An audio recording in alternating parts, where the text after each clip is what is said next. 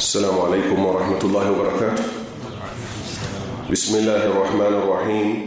الحمد لله رب العالمين، والصلاة والسلام على رسول الله وعلى آله وصحبه أجمعين. متو حديث جوز صوص زاري من نسوب الله فكاد كسب عندنا وحديثنا بتأمل ساين حديث بتلي بالن بتزمن لمن دنو بالن بتزمن ميلوني جمركو بتمكنات بالن بتزمن ነቢዩ ሰለላሁ ዐለይሂ ወሰለምን ሰዎች አውቀውትም ይሁን ሳያውቁት ሙስሊም ነን እያሉ ማለት ነው የሚፈልጓቸው እነሱ ለሚፈልጉት ብቻ ነው። ሽንት ቤት የሚገባው በግራ እግር ነው። ከሽንት ቤት ሲወጣ በቀኝ እግር ነው። ስንበላ በቀኝ እጃችን መብላት አለብን። ስንጠጣ በቀኝ እጃችን መጠጣት አለብን። ቢስሚላህ ማለት አለብን። ስንጨርስ አልሐምዱሊላህ ማለት አለብን። እንደዚህ የመሳሰሉት ነገሮች በማህበረሰቡ አሁንም በሁሉ ሰው እየተነገረ ነው አይደለም። ጠንከር ያለ ነገር ከነፍሳችን ጋር የሚጋጭ ነገር ግን ሲመጣ ብዙ ሰዎች መቀበል አይፈልጉም። ምሳሌ ከመብላት ከመጠጣት በላይ ዳዕዋ ወደ አላህ የሚደረግ ጥሪ መሰረቱ ራሱ ነቢያት በጠቅላላ የታዘዙበት ከምንድን ነው መጀመር ያለበት? ከተውሂድ ወማ ኸለቅቱል ጂነ ወልኢንሰ ኢላ ሊያዕቡዱን። ጂንንም ሆነ ሰውን አልፈጠርኩ እኔም በብቸኝነት እንዲያመልኩኝ እንጂ። ሙዓዝ የተባለውን ታላቅ ሶሃባ ነቢዩ ሰለላሁ ዐለይሂ ወሰለም ወደ የመን ሲልኩት ፈልየኩን ይሁን አወለ የመጀመሪያው ማተድዑሁም ኢለይህ አንተ እነሱ የምትጠራበት ጉዳይ ኢላ ሸሃደቲ አን ላ ኢላሃ ኢለላህ ወአኒ ረሱሉላህ ከአላህ በስተቀር በሐቅ የሚመለክ አምላክ እንደሌለ እንዲመሰክሩ እኔም የአላህ መልክተኛ መሆኔ ይመስክሩ ነበር ያሉት። ፈኢን አጣኡከ ሊዛሊክ ይህን እሺ ካሉ ከዛ በኋላ ነው ስለ ሰላት ስብከት የተደረገው። ዛሬ ሰዎች እንደዛ አይደለም ያደርጉት። ሰላት ይሰገዳል፣ ተውሂድ የሌለበት ሰላቱም ይፈርሳል፣ ዲኑም ይፈርሳል። ለዛሬ ግን የፈለኩት ይሄንን አይደለም።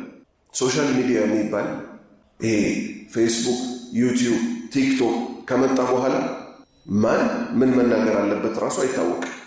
ብድግ ብሎ የዚህ ሀገር መሪ ሙጅሪም ነው ይላል። ላኢላሃ ኢላላህ።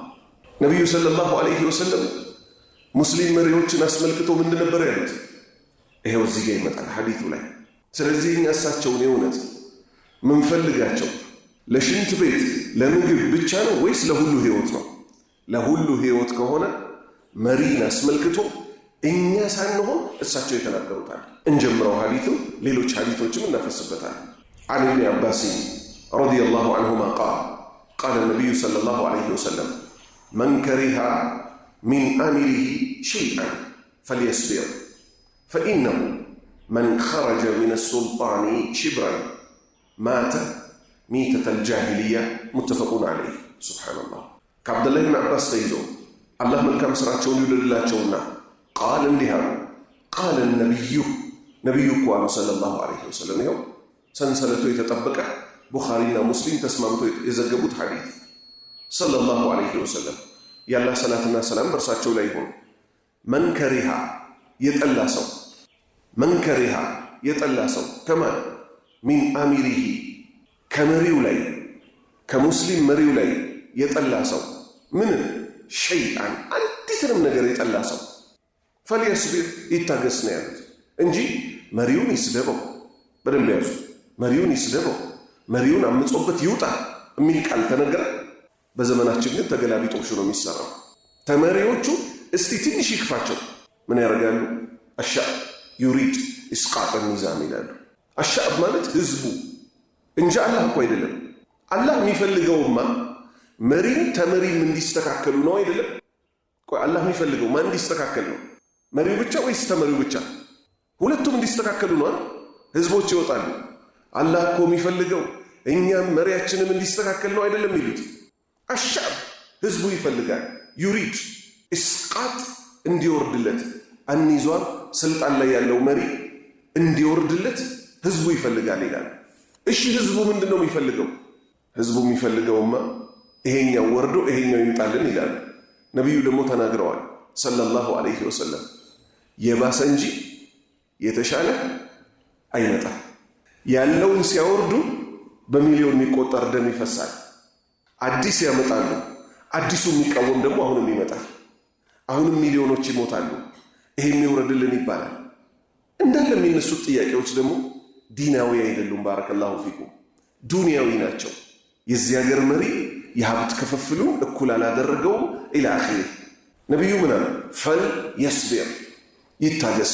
በሌላ ሐዲት ሐታ ተልቀውኒ አላ ሐውዲ ሐውድ የተባለው እኔም ማጠጣችሁ ኩሬ ላይ እስክንገናኝ የመሪዎቻችሁን ጉዳይ ታገሷል።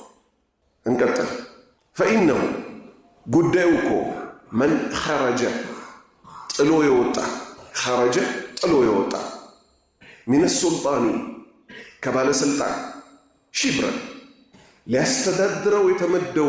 ሊያስተዳድረው የተሾመበትን ባለስልጣን ቃል እንጋባ የለ ከሙስሊም መሪዎች ጋር ከነሱ ሽብር ማለት አንዲት ስንዘር ጥሏቸው የወጣ ሰው ማተ በዚሁ መንገድ ላይ ቢሞት ሚተተን አሟሟትን እኮ ሞቷል።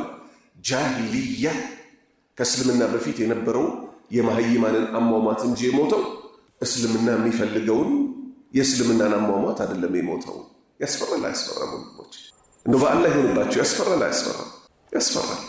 መቼም እውነት ልትነገር ግድ ይላታል አይላትም? በሌላ ሐዲት ነቢዩ ሰለላሁ ዐለይሂ ወሰለም ምን አሉ? ሶሃባዎች ጠየቋቸው። በደንብ ያዙልኝ። ይሄ ጥያቄዎቹ ማን ናቸው? እነዛ ጀግኖች ሶሃባዎች። ግን የእሳቸው የነቢዩ ፍርድ መጥቶ እነሱን እንኳን መስመር ካላስያዛቸው እነሱ ጋር እንኳን የሚመነጨው ሐሳብ ልክ ላይሆን ይችላል። ምን አሉ? እጃችንን ጠምዝዞ አሉ። ስለ መሪ ነው የሚያወሩት። እጃችንን ጠምዝዞ አንገታችንን መጥቶ የማጅራት መምታት እንደሚባለው ገንዘባችንን የሚወስድብን መሪ ከመጣ ምን እናደርግ? አፈላ ኑናቢድሁ ቢሰይፍ አሉ። ዘካን እኮ አይደለም እየጠየቀ ያለው። ዘካን አልፎ ሙስሊም ነው ግን ለራሱ ልብ በሉ።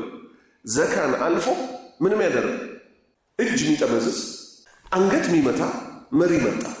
ጉልቤ ማለት ነው። በሰይፍ እንጋደለው ወይ አሉ። ማን? ሶሃባዎች። ነቢዩ ሰለላሁ ዐለይሂ ወሰለም ምን አሉ? ኢስቢሩ ታገሱ፣ አሁንም ታገሱ አሉ። ሰላት እስከ ሰገደ ድረስ አሉ። እነዚህ አሁን የአረብ ሀገር ሙስሊም መሪዎች አንዳቸው እንኳን ሰላት ማይሰግዳለ። ከዛ ምን ይለዋል? አገራቸው ላይ መጠጥ እየፈቀዱ ይላል። በነቢዩ ዘመን ሰለላሁ ዐለይሂ ወሰለም መጠጥ ነበር አልነበረም? አረብ አላህ መልሱልኝ። ነበር አልነበረም? ነበር። ሰው ማለት በሁሉ ነገሩ ሙሉ ነው እንዴ? እኛ እኮ እስከ ዛሬ አኼራ ላይ ሁለት ሀገር አለ፣ ጀነትና እሳት የሚባል እንላለን አንለም? ልክ እኮ ነው። ጀነት ግን ወይም የጀነት ባለቤቶች ለስንት የተከፈሉ ናቸው? ለሁለት እኮ የተከፈሉ ናቸው። በምን? በጥቅሉ ኡላኢከል ሙቀረቡን የሚባሉ አሉ፣ ቁጥር አንዶች፣ አሳቢቅ ቢልኸይራት በመልካም የሚቻኮሉ። ሌሎች ደግሞ አሉ ጀነት ይገባሉ፣ ግን ከጀነት ጸጋዎች ደግሞ የሚጎልባቸው ያሉ። ለሁም ማ የሻኡን ጀነት ውስጥ እኮ የፈለጉት አላቸው ማለት ሰው በተሰጠው እርክት ይላል ማለት እንጂ እና አቡበክር ስዲቅ እና ዑመር ከነቢዩ ጋር የሚሆኑበት ጀነትና ሌሎች ግለሰቦች የሚሆኑበት ጀነት እኩል ነው ማለት እኮ አይደለም። እንተቢሁ መጠጥ ሲጠጡ ራሱ ቢታዩ እነዚህ ሙስሊም መሪዎች የሚባሉት ማለት ነው ከእስልምና ይወጣሉ እንዴ? አይወጡም እኮ። መጠጥ ጠጥቶ መጣ በነቢዩ ዘመን ሰለላሁ ዐለይሂ ወሰለም ሰሓቢይ። ድገሙልኝ በአላህ ሰሓቢይ ሶሓባ የሚያክል የነቢዩ ባልደረባ ሆኖ መጠጥ ጠጥቶ መጣ። አንድ ጊዜ ወይስ ሁለት ጊዜ ወይስ ሶስት ጊዜ ወይስ አራት ጊዜ? ደጋግሞ ነው እየጠጣ የሚመጣ የነበረው። ይገረፋል፣ ይሄዳል። ግርፋት አይቀርለትም፣ ያለ ህግ ነው። ግን ከሙስሊምነት ይወጣል? አልወጣ። ነቢዩ አላስወጡትም ሰለላሁ ዐለይሂ ወሰለም። እኛ ማስወጣት አንችልም። ይገረፋል፣ ይሄዳል። እዛ የነበሩ ሶሃባዎች ረገሙት። ምንድነው 50 ጊዜ እየጠጣ ይመጣል፣ ይገረፋል፣ ይሄዳል ብለው መግረፉ ሰልችቷቸው ነቢዩ ምን አሉ ሰለላሁ ዐለይሂ ወሰለም? ላ ተልዐኑ አትርገሙት። ፈኢነሁ እሱ እኮ ይሁ ምስክርነት። እኛ እኮ እንዲህ ብለን መመስከር አንችልም። ፈኢነሁ እሱ እኮ ዩሒቡ ላህ ወረሱለ አላህና መልእክተኛው ይወዳል ተባለ። ከባድ ነገር ነው አይደለም ዲኑ? አሁንም ደግሞ ሌላ ጥያቄ ከሶሃባዎች ተነሳ። ከማን አልኩኝ? ከሶሃባዎች ምንም የእኛን ሐቅ ማይሞላልን የራሱን ሐቅ ብቻ ሚጠይቅ መሪ ከመጣ ምን እናድርግ አሉ። ሱብሃንአላህ። ሁሉን ነገር እኮ ጠይቀው ልንጨርሰዋል፣ አልጨረሱም። እኛ ከምኑ ማንሳት ብቻ ነበር፣ ከሜኑ ላይ አንስቶ የህይወት መመሪያ ማድረግ ብቻ ነበር የሚጠበቅብን። እስካሁን ምነግራችሁ ሐዲሶች በጠቅላላ ሁሉም ሰሒህ አልሙስሊም ወሰሒህ አልቡኻሪ ላይ ያሉ ናቸው። የእኛን መብት ሚነፍገን የራሱን መብት ሚጠይቅ መሪ ቢመጣ ምን እናደርግ? ነቢዩ ምን አሉ ሰለላሁ ዐለይሂ ወሰለም? ለሱ ያለውን መብት ሙሉለት፣ የእናንተን ከአላህ ጠይቁ። አላህ ያልቅበታል? በአላህ ይሁንባቸው። አላህ ያልቅበታል? አያልቅበትም። አልጨረስኩም። ይሄ ሹብሃ ሙልጭ ብሎ መውጣት ስላለበት አንድ ሐዲስ እንድገም። ይሄም ኢማሙ ሙስሊም ሰሒሓቸው ላይ የዘገቡት ምንም ነቢዩ ምን አሉ ሰለላሁ ዐለይሂ ወሰለም? ለወደፊቱ ሰዎች ይመጣሉ አሉ፣ መሪዎች ማለት ነው። የስተኑነ ቢገይሪ ሱነቲ ያሉ ከኔ ሱና ውጭ በሆነ የሚያስተዳድሩ አሉ። ዘመን እየቆየ ሲሄድ የእሳቸው ሱና እየተሻረ ይሄዳል፣ ግን ሙሉ ለሙሉ አይጠፋም። መሪዎቹ ሙስሊምነታቸውን ይዘው ሙስሊሞች ነን ይላሉ። ጅምሁርያ አልኢስላሚያ እገሌ የምትባለው አገር እስላማዊ ሪፐብሊክ ኦፍ ምናምን እስላማዊ የምትለው ቃል አለች። ሪፐብሊክ ዲሞክራት ምናምን የሚል ግን ድሮ ነበር አልነበረም። ቢሸራረፍም ነቢዩ ምን አሉ? የስተኑነ ቢገይሪ ሱነቲ ከኔ ሱና ውጭ ባለ ሊያስተዳድሩ መሪ ሆነው የሚቀመጡ ሰዎች አሉ አሉ። ስለዚህ ነቢዩ ምን እያደረጉት ነው ሰለላሁ ዐለይሂ ወሰለም? ኢንካር እኮ እያደረጉት ነው፣ እየደገፉት እኮ አይደለም። ይሄ ነገር ጤነኛ አይደለም እያሉ ነው አይደለም? ከዛ ቀጠሉና ግን ከባድ ነገር አነሱ ነቢዩ ሰለላሁ ዐለይሂ ወሰለም። በእነሱ ላይ ደግሞ አምፀው የሚወጡ ሰዎች አሉ አሉ።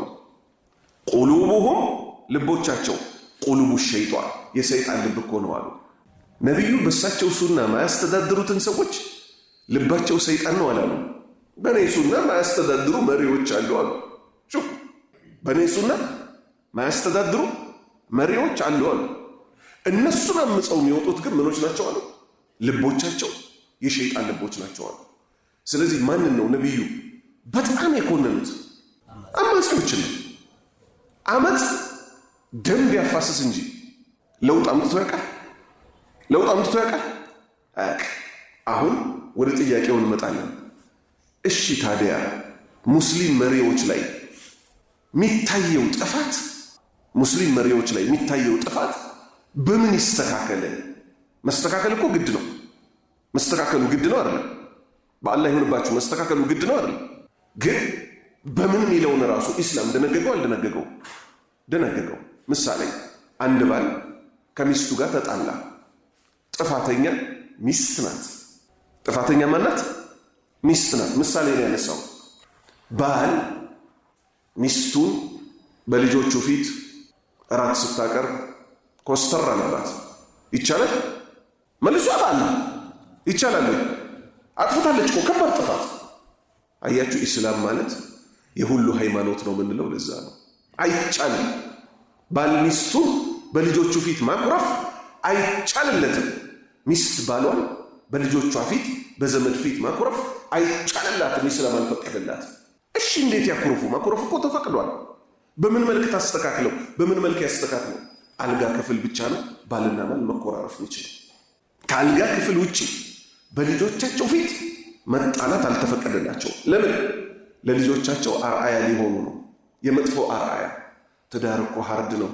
ሴት ልጅ ትዳር እንድጠላ፣ ወንድ ልጅ ትዳር እንዲጠላ አማና ተሰጥቷቸዋል አልተሰጣቸውም? በልጆቻቸው ጉዳይ ልጆች ፍቅርን ብቻ እንዳይሆኑ የታዘዙት። ከዚህ ምን ተረዳን? ነገሮች የሚስተካከሉበት ጉዳይ ራሱ ምን መሆን አለበት? ኢስላም ያዘዘው መሆን አለበት። ነቢዩ ምን አሉ ሰለላሁ ዐለይሂ ወሰለም? መሪውን መምከር የፈለገ ሰው አሉ ፈልየንሰሑ ብስር፣ መሪውን በሚስጥር ለብቻው ይምከረው አሉ። መሪውን መምከር የፈለገ ሰው መሪውን ለብቻው ይምከረው። አሁን ጥያቄ ተነሳ። መሪዎቹን እኮ አናገኛቸውም ይላሉ ሰዎች። ማን ጠየቀ? ካላገኘህ አላህ አስገድዶሃል? አላስገድደህም። ሐጅ ስንሄድ ለምሳሌ መን ኢስተጣ ኢለይሂ ሰቢላ ሐጅ መሄጃ መንገዱ ገንዘቡ ለቤተሰብ ሚጥለው ከተሟላለት እንጂ ካልተሟላለት መሄድ ይችላል አይችልም። ስለዚህ የሆነን አገር መሪ መጥፎ ነገር አየህበት ግዴታ ምንድነው? በአካል ካገኘኸው አላህ ይወፍቅህ ትመክረዋለህ። በአካል ካላገኘኸውስ ተረግመዋለህ ወይስ ዱዓ ታደርግለታለህ? አሁንም ሐዲስ አለ።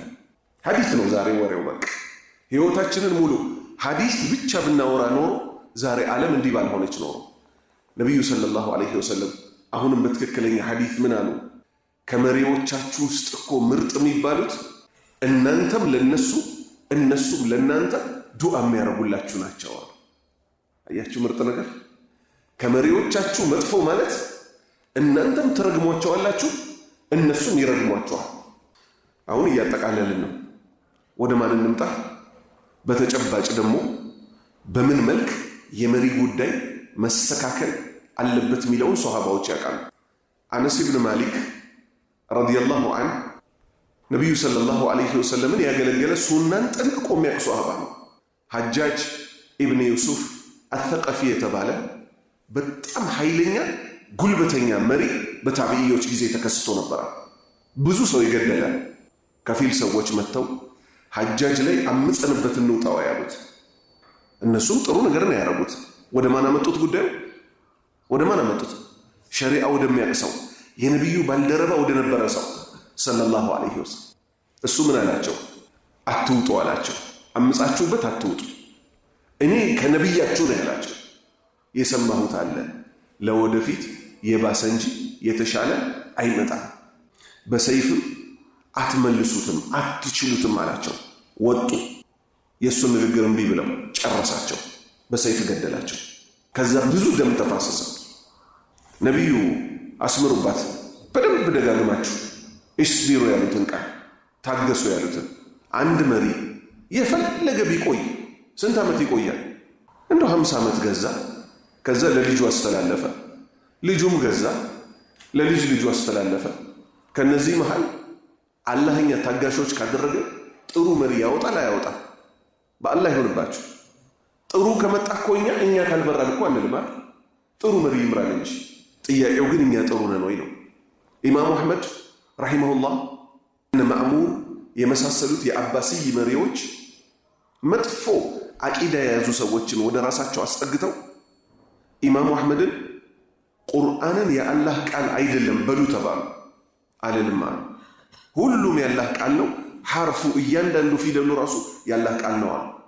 ተገረፉ፣ እስር ቤት ታስረው። አንዱ መሪ ሞተ። በማን ተተካ? ከስሩ ባለው በሙዕተሲም። ትመለሳለህ አትመለስም? አሁንም ይገረፋል። አልመለስም። ታገሱ። መሪው ላይ ግን አምፀን እንውጣል አሉ። ብዙ ህዝብ ተከታይ ነበራቸው። ሶስተኛው ላይ ሲደርስ ጥሩ ሰው መጣ፣ በዛው ዝርያ ማለት ነው። ይኸው እኔ እኮ ዑለማዎቻችን የሄዱበት የጥንቶቹ የሄዱበት አለ። ዛሬ ግን ምን ሲባል ሰማሁ ሚዲያ ላይ። በጣም እኮ ነው የሚያሳዝነው። ሙስሊም የሆነ ሰው ይህን በደንብ ያዙልኝ። ሙስሊም የሆነ ሰው ሙስሊም ማለት ምን ማለት ነው? አልኢስቲስላም ለአላህ ሸሪዓ እጅ መስጠት ነው። እንደዚህ ይላል። አንድ ልጅ አለ፣ ወጣት ልጅ አሚር ይሉታል። ጣቱ እንደዚህ ያደርግና ሳውዲ በታሪኳ እንደዚህ አይነት ወራዳ ልዑል አጋጥሟት አያውቅም ይላል። ማንም አሁን ያለውን የሳውዲዎች መሪ 30 ሚሊዮን 40 ሚሊዮን ህዝብ የሚያስተዳድር መሪ አንድ ኢትዮጵያ የተቀመጠ ጎረምሳ ሙስሊም ነኝ ብሎ ይሄ ሁሉ ሐዲስ ካለ በኋላ ሊናገር ደግሞ የማንን ንግግር ይዞ ዶናልድ ትራምፕ እንዳለው ይላል። ሾፉ እንግዲህ አላህ ያሳያችሁ። ሐዲስ እንዳለውም እኮ አይደለም ይሄው። ሐዲስም አይፈቅድለትም ሙስሊም መሪን እንዲናገር። ይፈቅድለታል? አይፈቅድለትም። ዶናልድ ትራምፕ እንዳለው የሳውዲው ንጉሥ እኮ he can kiss my ass ብለዋል። እንግሊዝኛ መሆኑ ነው እንግዲህ ይሄ አሁን እና ማን ነው አሁን እውነተኛ አላህን ፈርተን ካወራን አሜሪካ በታሪኳ እንዲህ አይነት ወራዳ መሪ ገጥሟት ያውቃል? እንደ ትራምፕ አይነት ወራዳ ዱርዬ መሪ ገጥሟት ያውቃል? ቢያንስ ከአፋቸው የሚወጣውን ቃል ብልግና አይጠቀሙም ማለት። ፖለቲካ እኮ ከአንድ ሀገር ጋር እንደፈለግ ብትጣላ አሁን የኢትዮጵያ መንግስት ይዩት። ከግብፅ ጋር ጸብ ላይ ነን አይደለንም? ከኤርትራ ጋር ጸብ ላይ ነን አይደለንም? የኛ አገር መሪ ግን ማለት ነው ቢያንስ የኛ አገር ስነ ስርዓት ስላለ ብድግ ብሎ ይሄ የኢሳያስ የሚባለው ሰውዬ እኮ ምናምን ብሎ ብልግና ተናግሮ ያውቃል የኛ አገር መሪ? እነዛ የተማርነን ነጮች ነን እኛ እኮ ምናምን ስለ ብልግና ያወራል። ሰውየው ከየት ስለመጣ ትራምፕ ከየት ስለመጣ ነው ስለ ብልግና የሚያወራው? ከባለጌ ቦታ ስለመጣ ነው። ትራምፕ ነጋዴ፣ ቁማር ቤት የነበረው፣ ቦክስ ማደባደቢያ ቤት የነበረው፣ ከጆተኒ ቤት የወጣ ዱርዬ ብላችሁ ሰዱት። የዓለም መሪዎችን ሁሉ ማይሰድባቸዋል። እንደው የተማራችሁ ሰዎች አላችሁ እዚህ ውስጥ። ሲነጋ ምስጋና ለዓለማቱ ጌታ ይገባ አይደለም የሚለው፣ ብድግ ይላል። የብራዚሉ መሪ ከፈለገ ገደል ይግባ ይላል። ፑቲን የሚባለው የወረቀት ላይ ነብር እኮ ነው ይላል። ወንድ መሆን ያቃተው ሰው ነው። የሳውዲ መሪ ማለት ትራምፕ እንዲህ ብሎ ሰድቦታል፣ ስለዚህ ወራዳ ነው ማለት ነው። ወራዳ የሆነው ተሳዳቢው እንጂ የተሰደበው ሰው ነው። የሳውዲውማ አገሩን ይዞ እየኖረ ነው አይደለም? ሚቻል እኛ ማድረግ ያለብን ምንድን ነው? አላህ ሆይ ሙስሊም መሪዎችን ባሉበት ጠብቀን። ስለዚህ የመሪዎች ጉዳይ እንዲህ በቀላሉ የምናየው አይደለም። ሀል ኢስተቀምና ሐቀል ኢስቲቃማ፣ በአላህ መንገድ ላይ ግን እውነተኛውን ቀጥ ማለት ቀጥ ብንል አላህ ራሱ ምን አለ? ወአን ለው ኢስተቃሙ ዐለ ጠሪቀቲ ለአስቀይናሁም ማአን ገደቃ። በአላህ መንገድ ላይ እውነተኛውን ቀጥ ማለት ቀጥ ቢለዋል አላህ ቀጥ ከሚሉት ያደርገን። አሉ የሚባሉ ድሎችን ከሰማይ የሚወርዱትን ጠቅላላ እናገራላቸው ይባላል። ስለዚህ የሙስሊም መሪዎች ጉዳይ ሊታሰብበት ይገባል።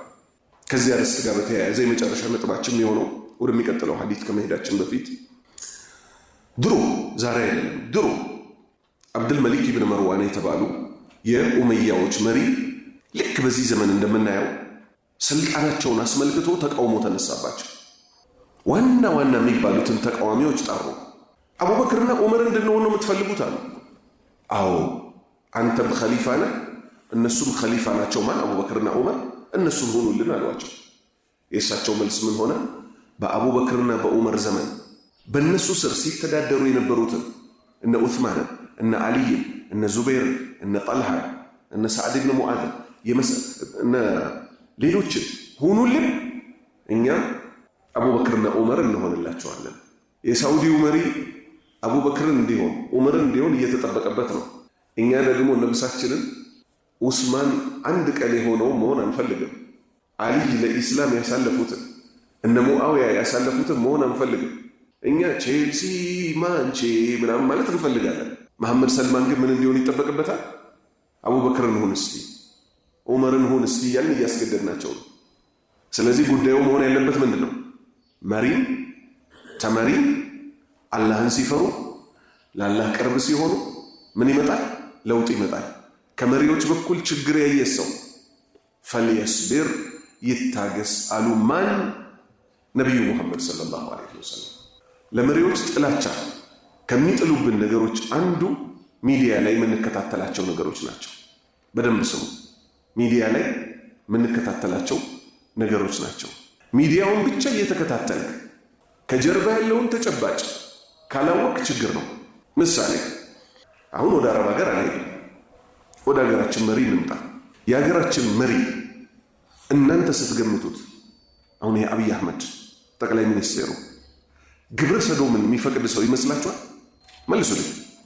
የፈለገ ወደድክ የፈለገ ጠላህ ሰው ላይ መጫን አይቻልም። ኢትዮጵያ ውስጥ ያሉ መሪዎች እስከዛሬ የመጡት ከእንዲህ አይነት ቆሻሻ ነገር የጸዱ ናቸው አይደለም? ጥሩ። አሁን አኗኗር እንዴት ነው? ባለንበት ዘመን ግሎባላይዜሽን የሚባል አለ። እርዳታ የሚቀበሉት ከየት ነው? ከምዕራባውያን። ምዕራቦቹ ደግሞ እርኩስ የሆነ አስተሳሰብ አላቸው። እነሱም እኮ ከ50 ዓመት በፊት እንዲህ አልነበሩም፣ ተቀይረው እኮ ነው። ይሄ ሃይማኖት ነው ሰውን ወደኋላ ያስቀረው በሚል ምን ላይ ወደቁ? የሰው ልጅ ከእንስሳም ጋር እኖራለሁ ካለ እኖራለሁ ሲል ያው በብልግና ማለት ነው። ከእንስሳ ጋር እኖራለሁ ካለ የሰው መብት አይንካ እንጂ መብቱ ነው የሚል ነገር አመጡ። ከዛ ምን አሉ? እኛ ዲሞክራሲን በደንብ ተለማምደናል አሉ። እሺ ወዴት እንሄዳሉ? አፍሪካ ናት ሰው የሚጨቆንባት አሉ። እርዳታ እንድንሰጣቸው አብረን ከእርዳታ ወረቀቱ ጋር ይሄን እናስገባባቸዋል። ምንም የሰው ልጆች ሙሉ መብት መጠበቅ አለበት በሚል 400 ቢሊዮን ዶላር ህዝብ ላይ ምናምን ኢንፍራስትራክቸር ላይ እንሰጣለን ይሉታል። ለምሳሌ ትንሽ እንዲህ አይነት ነገሮች አንዳንዴ ስለምከታተል አብረው በነጥብ ባህል ምን ይሉታል? ፈርም ይሉታል። የኢትዮጵያ መንግስት ለምሳሌ የኢትዮጵያ መንግስት ድሃ ነው አይደለም?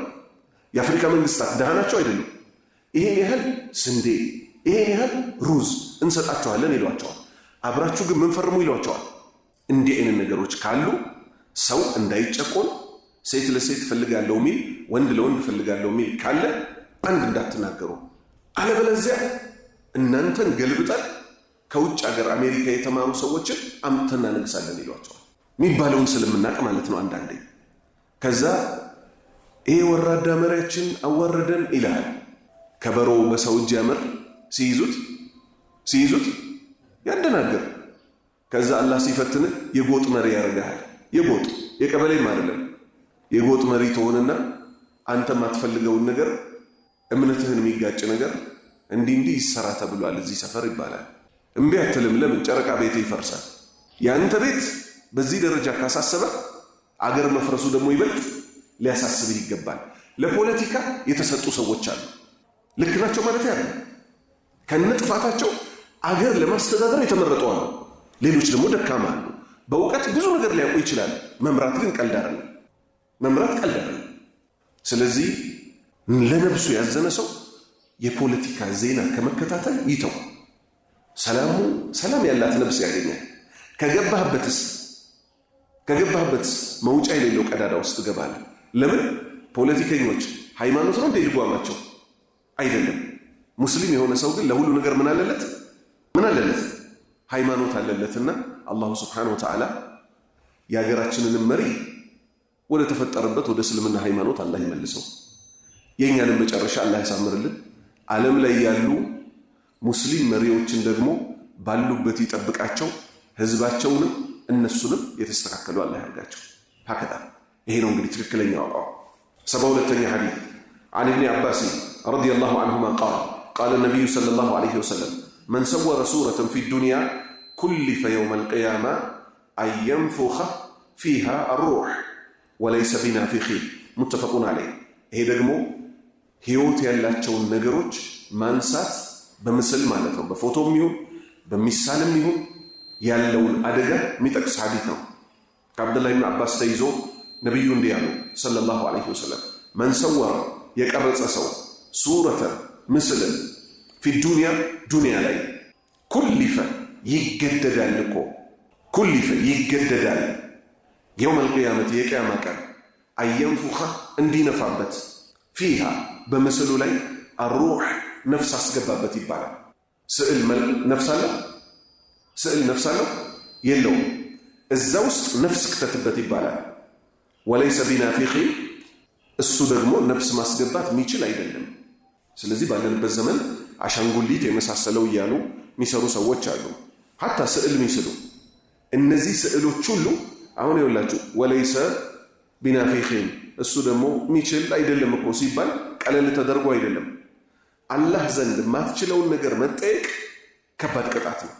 እሺ በልሄው ስዕል ስለህ ነበረ ምን አደርግበት ህይወት አስገባበት ይባላል። አንድ አብዱላህ ኢብኑ አባስ ተጠየቁ። ራሳቸው የሆነ ሰው መጥቶ እኔ መተዳደሪያ ቅርጽ መቅረጽና ስዕል መሳል ነው አላቸው። ምን ትመክረኛለህ አላቸው። እሳቸው ምን አሉት? አደራህን ህይወት ያለውን ነገር እንዳትቀርጽ። ስለዚህ ዛፍ የመሳሰለውን መሳል ይችላል። ህይወት ያለውን እንስሳም ሆነ ሰው ከቀረጸ ከሳለ ግን ምንድነው ማለት ነው? አላህ ዘንድ ያስጠይቃል። እሺ መቼ የተፈቀደ ፎቶ የተፈቀደው ለضروራ ያችን ችግር ለመቅረፍ ብቻና ብቻ። አሁን ባለንበት ፋይዳ፣ መታወቂያ፣ ፓስፖርት፣ መንጃ ፍቃድ የመሳሰሉት ሁሉ ምን ይፈልጋሉ? የአንድን ሰው ምስል ይፈልጋሉ። ለዛ የተፈቀደ ነው። ከዛ ውጭ ዝም ብለን በየቦታው እንዲያቀጭ እያደረግን ልጆቻችንንም ሆነ ራሳችንን መቅረጽ በኢስላም አልተፈቀደም። 73ኛ ሐዲስ وعن ابن عباس رضي الله عنهما أن النبي صلى الله عليه وسلم بعث معاذا إلى اليمن فقال اتقي دعوة المظلوم فإنها ليس بينها وبين الله حجاب متفق عليه። كعبد الله بن عباس تيزو الله ملكم سراتشون يودد لا تشونا نبي صلى الله عليه وسلم بعث لاكو معاذ بن جبل يتبالون صحابة لاكوت إلى اليمن ود يمن ፈቃል ለሙዓዝም እንዲህ የሚል ምክር ሰጡት። ኢተቂ ፍራ ዳዕወተ ዱዓን አልመዝሉም የተበደለን ሰው ዱዓ ፍራው፣ ተጠንቀቀው። መሪ ነኝ ብለህ መሪ አድርገው ነውና የላኩት። መሪ ነኝ ብለህ ሰዎችን እንዳትበድላቸው። የተበደለ ሰው ዱዓ እኮ ፈኢነሃ የተበደለ ሰው የሚያደርገው ዱዓ እኮ ለይሰ የለም እኮ በይነሃ በዱዓዋና ወበይነላሂ በአላህ መካከል ሒጃቡን ሚጋርዳት ነገር የለም። ቀጥታ ትደርሳለች። ከዛ የተረገምክበት ዱዓ የተለቀሰብህ ዱዓ ደግሞ ከደረሰ አንተ ምን ትሆናለህ? ትጎዳለህ። ስለዚህ ሰዎችን ከመበደል አላህ ይጠብቀን። 74ኛ ሐዲስ عن ابن عباس رضي الله عنهما قال كان النبي صلى الله عليه وسلم إذا دخل على مريض يعوده قال لا بأس طهورا إن شاء الله رواه البخاري. ይሄ ደግሞ በሽተኛን ከመጠየቅ ጋር የተያያዘ ሐዲስ ነው። ከአብዱላህ ኢብኑ አባስ ተይዞ አላህ መልካም ስራቸውን ይውደድላቸውና ቃል እንዲህ አሉ። ካነ ነቢዩ እኮ ነበሩ ሰለላሁ ዐለይሂ ወሰለም ያላህ ሰላትና ሰላም በርሳቸው ላይ ይሁን። ኢዛ ደኸለ በገቡ ጊዜ አላ በመሪድ በሽተኛ በሆነ ሰው ላይ በገቡ ጊዜ ምን ሊያረጉ? ያዑዱ ሊዘይሩት። ከዚህ ምን እንይዛለን? ሌላ ሐዲስ ላይ መጥቷል። ሙስሊም ከሙስሊም ላይ ካለው መብት ውስጥ በሽተኛ ሲሆን ሄደን ልንጠይቀው። ቃል ነቢዩ ይሉ ነበረ ሰለላሁ ዐለይሂ ወሰለም ላባስ ማለት ምን ማለት ነው? ችግር የለም እኮ። ሰውየው ግን ታሞ ችግር ላይ ነው አይደለም? መልሱልኝ። ሰውየው እኮ ታሞ ችግር ላይ ነው። የእሳቸውን ቃል እዩ። እሳቸው ሁሌ ጉዳዩን ከምን ጋር ነው የሚያያይዙት? ከአኼራ ጋር። ላባስ ችግር የለም፣ አይዞ። ዛሬ ያጋጠመህ ችግር ቢመስልም ችግር የለም። ጠሁረን አንተን ሊያጸዳዳ እኮ ነው የመጣው ይሄ ፈተና። ጠሁር ማለት መጽዳዳት፣ ያለብህን ወንጀል ሊያራግፍልህ፣ ደረጃህን ከፍ ሊያረግህ፣ ጥሁር ሊሆንልህ፣ ሊያጸዳህ ነው የመጣው። መቼ ግን? ኢንሻአላህ አላህ ከሻ። ያላህ መሺአ ይቆራኝልህ ዘንድ ደግሞ ምን መሆን አለበት? ላቡድ አንተስቢር፣ አንተ ልትታገስ ይገባሃል። ይሄ እኮ ከአላህ የመጣ ነው። ኢና ሊላህ ወኢና ኢለይህ ራጂዑን ማለት መቻል አለብህ። አለበለዚያ አፍንጫህም ምትነፋ እኔ ይሄው እዚህ ስንት ጊዜ ታመሜ ምናምን ብትል ህመም ብቻ እንጂ ምንም አታተርፍም። ከዛ ውጭስ እስከ ታገስክ ድረስ ይሄው ታላቁ መስካሪያችን ወዳጃችን ነቢዩ ሙሐመድ ሰለላሁ ዐለይሂ ወሰለም ምን አሉ? አንተን ሊያጽዳዳ ነው በሽታ ይመጣዋል። ቡኻሪ ዘግበውታል። 75ኛ ሐዲስ عن ابن عباس رضي الله عنهما قال لعن رسول الله صلى الله عليه وسلم المتشبهين من الرجال بالنساء والمتشبهات من النساء بالرجال رواه البخاري. كعبد الله بن عباس تيزو الله ملكام سراچون يوددلاچونا قال እንዲህ አሉ። لعن ረገሙ ማን? ነብዩ ሙሐመድ ሰለላሁ ዐለይሂ ወሰለም። አላህና መልእክተኛው አንድን ነገር ከረገሙ ምን እንይዛለን? ያ ወንጀል ከከባባድ ወንጀሎች ውስጥ ነው ማለት ነው። لعن رسول الله ያላህ መልእክተኛ እኮ ረገሙ ሰለላሁ ዐለይሂ ወሰለም። ያላህ ሰላትና ሰላም በእርሳቸው ላይ ይሁን። አልሙተሸቢሂን ሚመሳሰል ሚን ከአሪጃል ከወንዶች ወንድ ሆኖ አላህ ወንድ አድርጎ ፈጥሮት ቢኒሳኢ በሴት ተፈጥሮ የሚመሳሰል ሰው እንግዲህ ከባድ አደጋ ነው። ይሄ ነገር ደግሞ ለምንም ቢሆን አይቻልም፣ ለቀልድም ቢሆን አይቻልም። ባለንበት ዘመን ግን አላህ ይዘን እስቲ አሜን በሉ። ወላሂ በጣም እኮ ከባድ የሆነ ሰዓት ላይ ነው እኮ ያለነው። ቪዲዮዬ ቫይራል ወጣ ወይስ አልወጣም? ቫይራል ቫይረስ ብለህ እኮ ወሰደው። ቫይራል የሚለው ቃል እኮ እንግሊዝኛው ቫይረስ ብለህ ወሰደው። ቫይረስ ስራው ምንድን ነው? መሰራጨት ነው አይደል? ቫይራል ቪዲዮዬ ተሰራጨልኝ ወይ ይላሉ። አማኝ እኮ እንደዚህ አይልም። የሰራትን አላሁመ ተቀበል ሚና ኢነከ አንተ ሰሚዑል ዓሊም ወቱብ ዓለይና ኢነከ አንተ ተዋቡ አራሒም። አንተ ስራን የምትቀበለው ንስሐ ተቀባይ ጌታ ሆይ እባክህ ስራዬን ተቀበል ነው የሚለው። ጂል ስራ ሰርተው በዚህ ዘመን ቪዲዮ ቫይራል ወጣ ወይ ይላሉ። ቫይራል ማለት ልክ እንደ ቫይረስ ዓለምን አዳረሰልኝ ወይ ሚሊየን ደረሰ ወይ። በጣም ተጨንቀው ጋይሶች እንዴት አደራችሁ? የፌስቡክ እና የቴሌግራም ተከታዮቼ፣ የቲክቶክ ቤተሰቦቼ ሆይ ከዛ ምንድነው ይሄ ያዘነ ፊት ስትል ኢማኔ ቀንሶብኛል ምናምን እኮ ሊሉ አይደለም።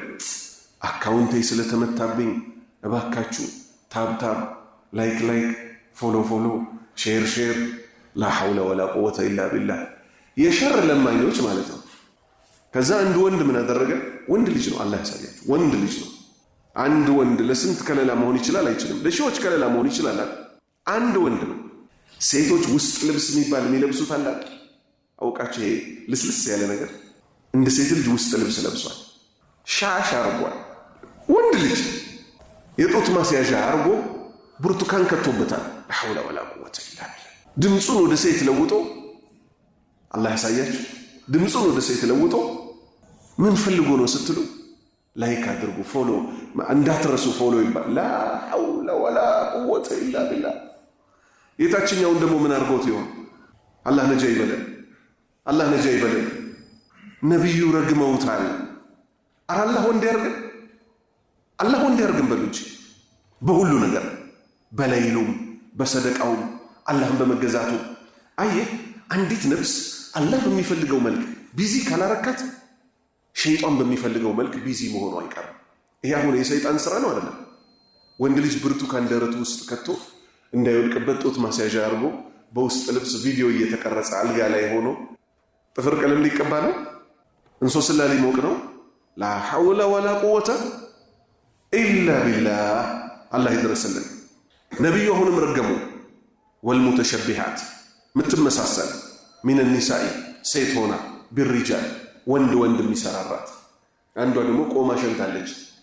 ሴት ቆሞ ነው የሚሸነው፣ ቁጭ ብሎ እንደ ወንድ ሜካፕ ምናምን ተሰርታ ያኛው ሻሽ እንደለበሰው እቺኛዋ ደግሞ ምን ሱሪ ለብሳ ቲሸርት ለብሳ ጸጉሯ ላይ ሌላ ነገር አስተክላ እንደ ወንድ ለመምሰል ወደ ግድግዳ ዞራ በሃይላንድ ፕራንክ እንደሚሉት ወንድ ቆሞ እንደሚሸነው ማለት ነው።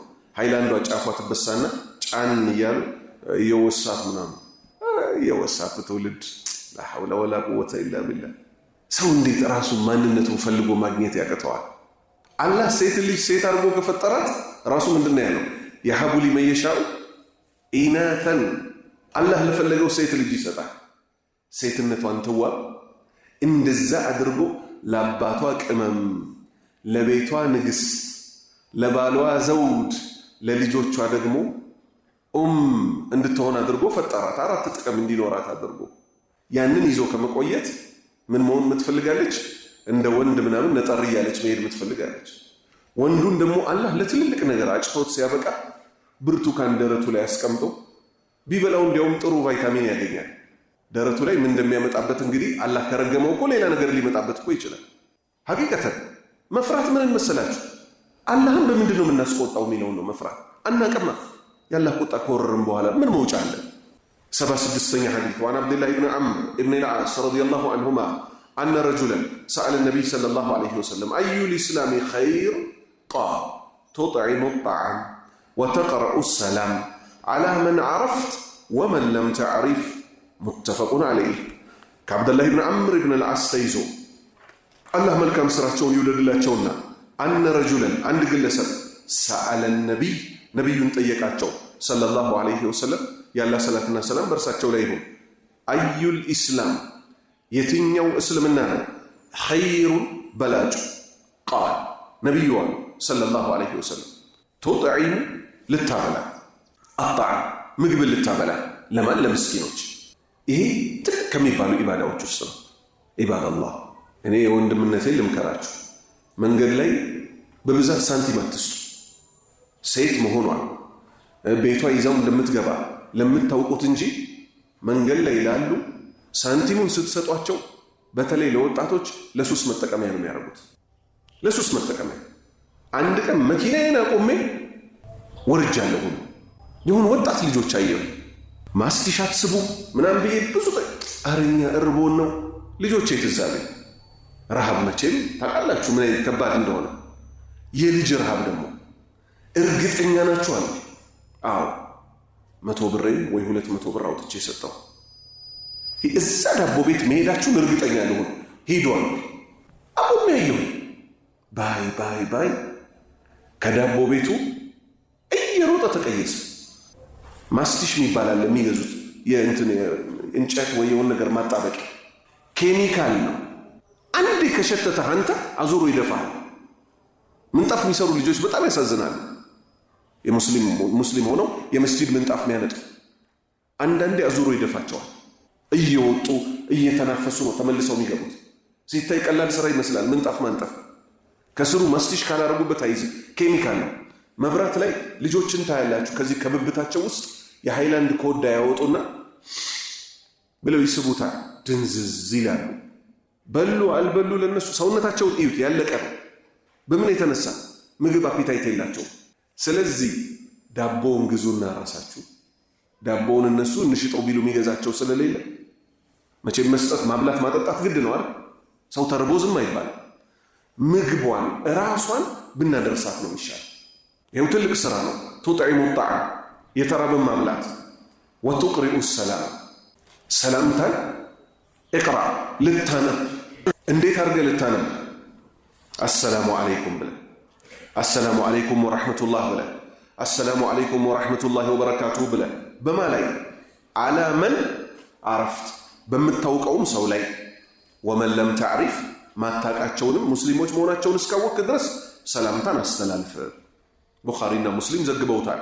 77ኛ ሐዲስ عن عبد الله بن عمرو بن العاص رضي الله عنهما قال قال النبي صلى الله عليه وسلم حوضي مسيرة شهر ماؤه أبيض من اللبن وريحه أطيب من المسك وكنازه كنجوم السماء من شرب منها فلا يظمأ أبدا متفق عليه.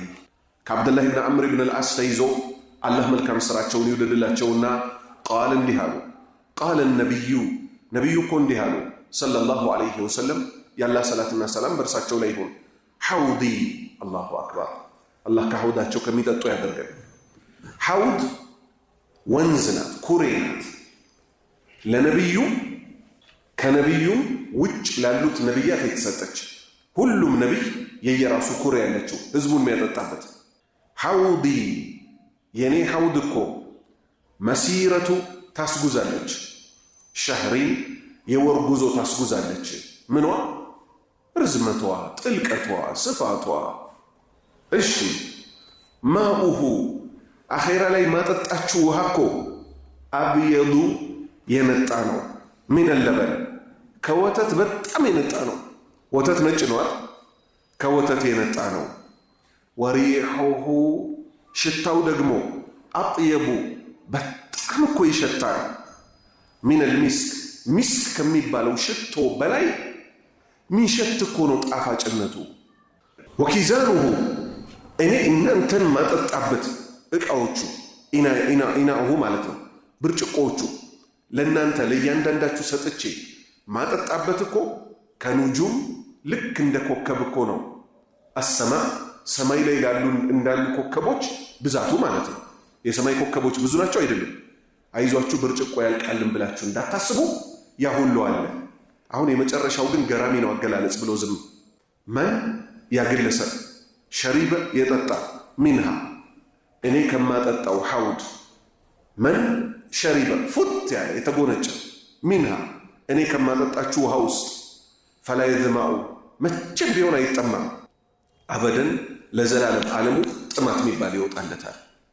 አስቡት። ይሄ አረብ ሀገር በተለይ ያኔ በረሃ ዘመን ላይ ውሃ በጣም ትልቅ ከነዳጅም ከምንም ነገር በላይ ነበረ። ሱብሃንአላህ። ሷሃባዎችን ተመልከቱ እንግዲህ አኼራ ላይ ይሄ ያለ እያሉ ነው። ደግሞ የእውነት አኼራ ላይ ደግሞ ፀሐይን ስንዝር የምትቀርብበት ሙቀቱ አደገኛ የሆነበት ከባባድ ነገር ነው አይደለም? እሳቸው ሚንበሬ አሉ ኹጥባ ሲያደርጉ የነበረበት ይመጣልኛል አሉ። እሱ ላይ ከፍ ብዬ አጠጣችኋለሁ። አላህ በሳቸው እጅ ከሚጠጡ ያደርገን።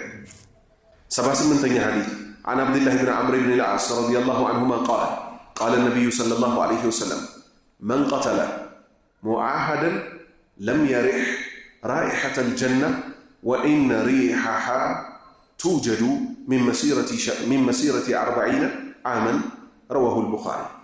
إن شاء الله بزي حديثنا قوم الله كعبد الله بن عمرو بن العاص تيزو الله ملكم سراتشوني ودلله تشونا قال ديالو قال النبي كون ديالو صلى الله عليه وسلم يا الله صلاتنا سلام برساتشو لا يهون من قتل يقدل سو معاهدا قال يتقبلتن سو ሙስሊሞች ቃል የገቡለትን ሰው የሙስሊም አገር ቃል የገባለትን ሰው የገደለ ሰው ለም የሪሕ አያሸትም እኮ ራኢሐተል ጀና የጀነትን ሽታዋን እኮ አያሸታውም።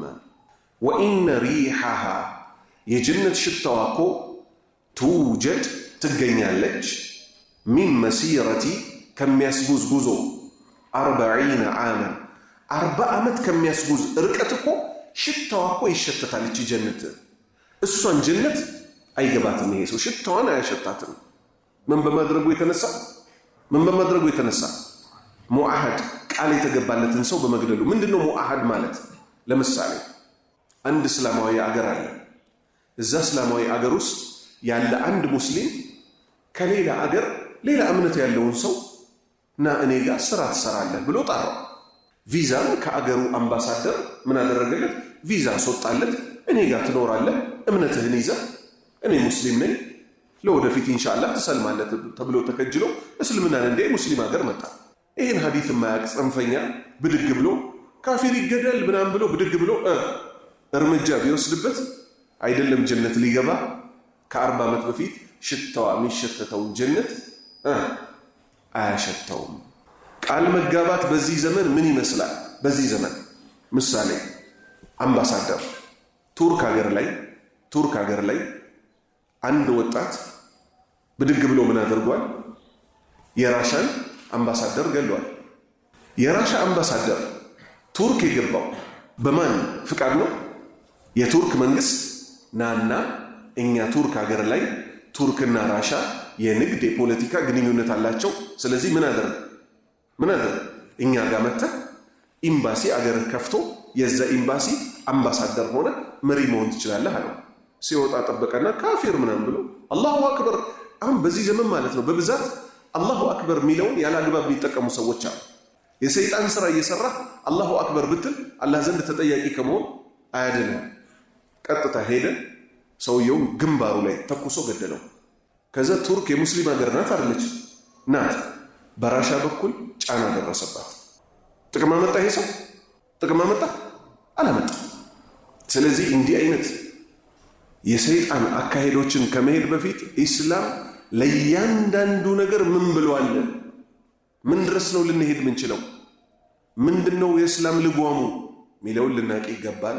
አላሁ ስብሓነሁ ወተዓላ በእውቀት ላይ እውቀት ይጨምርልን።